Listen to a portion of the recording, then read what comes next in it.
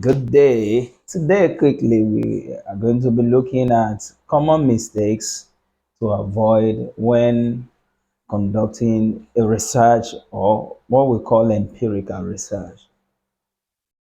And I'm going to be looking at maybe 4 or 5 mistakes, common mistakes to avoid. Number one, avoid not having a testable research question. Basically, the focus of empirical research is to look at how true a particular proposition is, a particular theory is in the context of a defined local. Not to have a testable research question means it will be very difficult for you to apply data sets collated from the coverage of that unit that you are testing to the set theory. So it is very important to avoid not having a testable research question.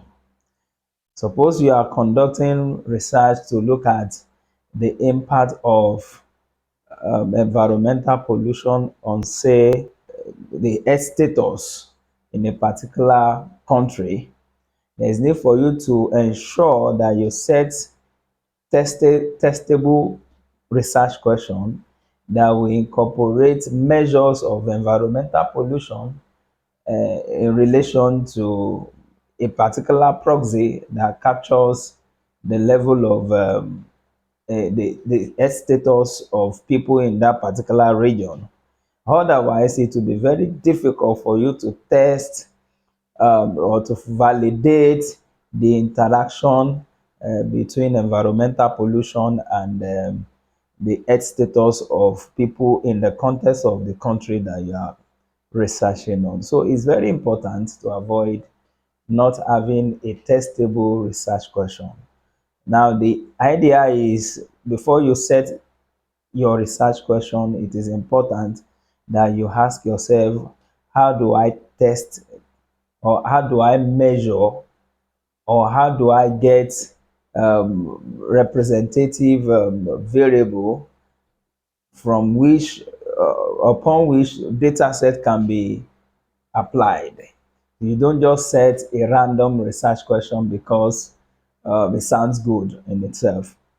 If it were to be just a theoretical research that you are or review based research, you can just set any research question and you are good to go. But in the context of empirical research, there is need for you to clearly ensure that your research question is testable.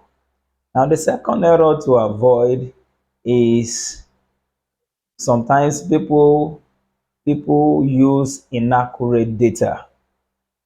They because probably because of unavailability of data, they tend to do more than necessary interpolations, and that is a mistake in itself, which will of course erode the authenticity or the uniqueness of what you have of the research that you have conducted. From the angle of advice, it is expected that data set that will be applied to what we call empirical research should be at least 85 to 90% accurate, accurate, unique to the defined context. You don't want to bring in another data set that do not really represent the context which you are with which you are trying to validate a particular theory. For instance, let's say you are dealing with Sub-Saharan Africa, and because there is depth of data sets, you now decide to look into other regions. Because do you have access to their data, you cannot adopt such a method because it's going to erode the context of your empirical research. And as such, it means you cannot draw conclusion as to the variable or to the theory that you are trying to validate in the context of that particular region, say Sub-Saharan Africa, given the fact that you have used adulterated data or you have over interpolated your data. So the data do not really represent the region that you are investigating. Another error that's or common mistakes that people make is not using the appropriate technique. This is very critical because every technique has its requirements, basic conditions that must be fulfilled before it is advisable or ideal to be applied. And most empirical researchers just go ahead to choose whatever technique they, maybe because they know that, and they feel that's what they know and that's what they are going to use. It's not supposed to be like that. Data in itself should tell us what we are to do or the technique we are to use. The nature of our data and the characteristics that defines our data should inform us, will give us information on the best technique to use. So if you are conducting an empirical research, it is expected that you will validate your usage of a particular technique. You look into the requirements for the usage of such a technique, and even after using it, there's need for you to still evaluate to what extent does the result or the data set validate the assumptions backing the technique. Suppose you want to look at long run interrelationship between two variables of interest, and you have like 7 years of data set. Obviously, 7 years is not a long a time to consider or that can track the long run interrelationship. So, and you still go ahead to use a technique that focuses on long run.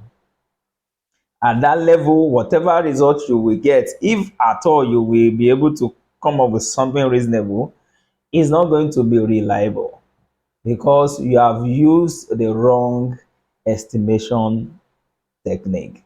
So that's a very critical error that most empirical researchers make. Another common error to avoid in empirical research is trying to adjust your results to fit in mandatorily to the a priori expectation. Don't forget that in the part one of this series, we talked about the fact that empirical research is trying to put a particular proposition or theory into perspective. Empirical research is trying to validate a particular proposition in the context of a particular or defined locality. So, if you have your results and the result is not really in line with the a priori expectation as stated in the theory, it's not a must that you adjust it. All you have to do is to look for first to look into what you have done. Is there any clog in all that you have done? Is there anything that can really um erroneously lead to this type of result?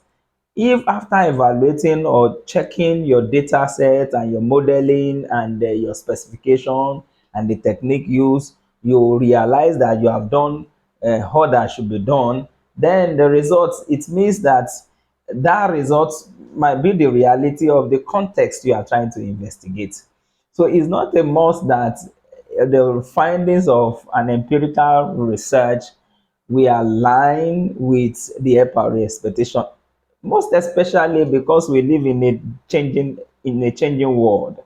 Everything is changing. What used to work possibly might not work anymore.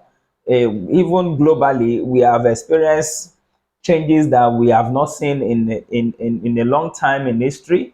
And with that possibility, it means that some of the theories can just be, we might need to relook into some of these theories. So if you have conducted a research an empirical research and you have collated quality data that represent a particular defined region, you are not expected to adjust it just to make sure it fits into the a priori expectation of the theory. I think these are few errors that scholars make, that researchers make when they are conducting empirical research. I remain Akimbode Damilola and look forward to seeing more of you. Stay tuned and connect to us on this YouTube channel. Thank you.